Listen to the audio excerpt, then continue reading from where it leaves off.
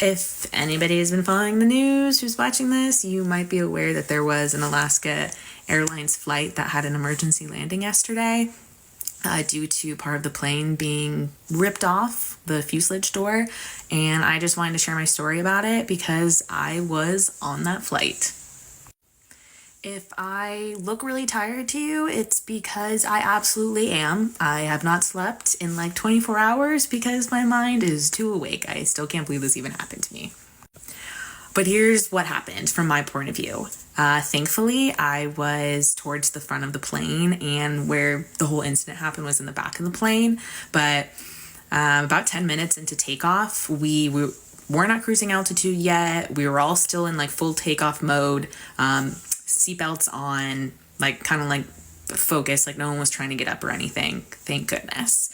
But it was at this time that we all heard a loud bang, like really loud bang, a jolt, and a whoosh of air came back at us really quickly. Immediately in the next moment, the oxygen masks came down from the overhead compartment, and a flight attendant didn't even need to get overhead for everybody to immediately start putting them on. We had no idea what had happened yet. My mind is still thinking maybe this is a joke, but my body is like, put that over my head, tighten the straps, look around for children, see if anybody needs help. You know, we've seen movies. We've had those safety precautions like drilled into us. I very quickly realized that something is terribly wrong. I can like feel it. I know this is no accident. I can just feel the vibe of the plane. There's some commotion going on behind us. We're trying to look over our shoulders. We can't see anything because all the oxygen masks, like wires and everything are in the way. And I am so grateful I was not in the back of the plane where people could potentially be sucked out of the door and their stuff like was getting sucked out. Like anybody who had a phone in their hand, gone immediately.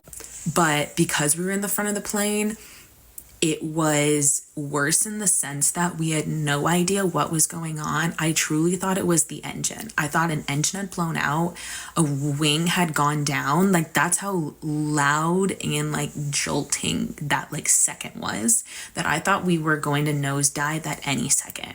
For a full 15 to 20 minutes, felt like a lifetime.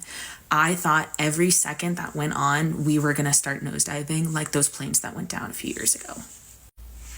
I just kept thinking, what was this gonna do to my family if I didn't make it, to my mom and my sister? I just was like, my mom's never gonna like recover from this. Like, will they ever get over this if this is like how I go? I tried to just breathe, like breathe 4 seconds in, breathe 4 seconds out. I was looking out the window, just waiting, just like hoping with every second that we got closer to the ground that we would be okay.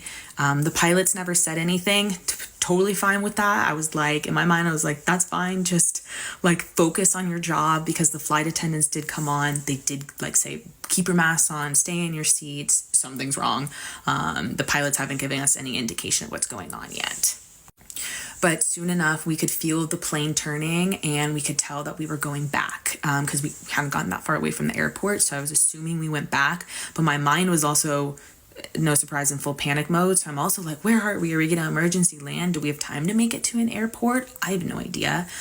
We do, as smoothly as possible, start descending, and it is so loud. That is like when I start having full panic all over again, even more than I'm already panicking, because you can really tell something's wrong because the engines are so loud. Since there's a hole in the wall, I will later find out. We land back at the Portland airport. We land smoothly, like somehow, and everybody starts clapping. Only time I'm okay with people clapping at the end of a flight. And of course, that's when we start hearing information coming from the back of the plane that like a window's been ripped out, there's a hole in the plane, a lot of different stories, but basically like something came off in the plane. Everyone's okay-ish, we think, but phones were sucked out of their hands. Some things were lost. A kid had to be held down by his mom, so he stayed in a seatbelt or stayed in a seat.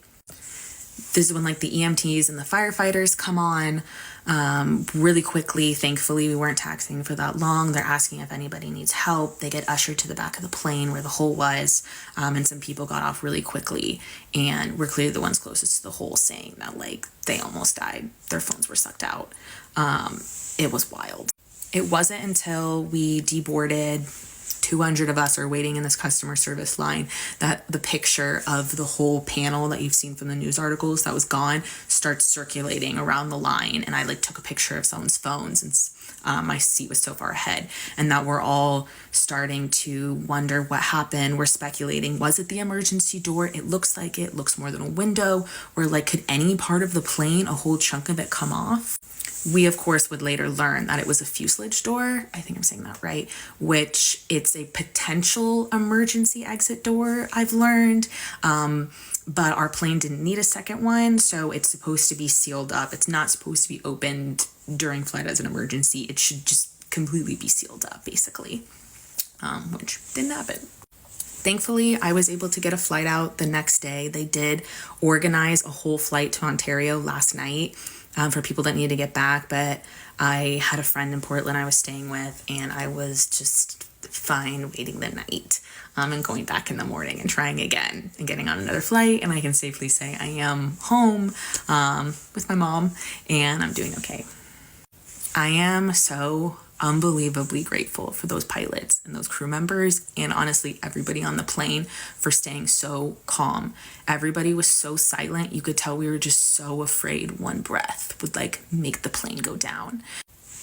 I'm just gonna end this with a couple really weird things that I don't know are weird coincidences to me.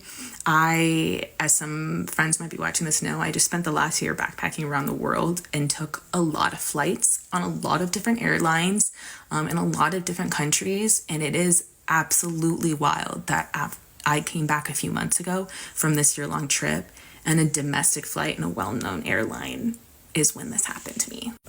And then one last crazy thing I'm gonna share, which I think this is like so weird, but maybe other people don't. Right before my flight, literally in the airport, I had been listening to an audiobook about a biography of a company, and it's the president of the company that's talking about the book, and she's talking about her family members who used to be president of this company. And the last chapter, I can't even make this up. The last chapter I listened to before I was like, all right, that's kind of heavy. I'll save this till I after the flight, was how she was talking about how the president of the company died in a plane crash when he was 41. And you better believe when those oxygen masks came down, the first thing I thought of was, there is no fucking way I just listened to a story of somebody getting a plane crash.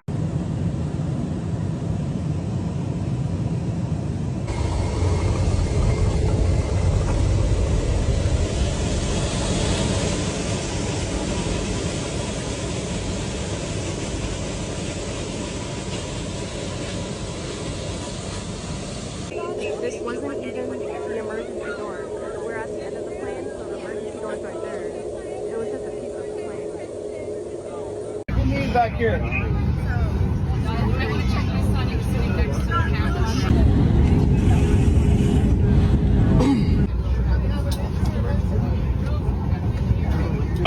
Medical personnel are treating the people who are injured. So you remain seated for us for now. Once they're treated, we'll go ahead and deplane, but let's just stay seated and let them do their job.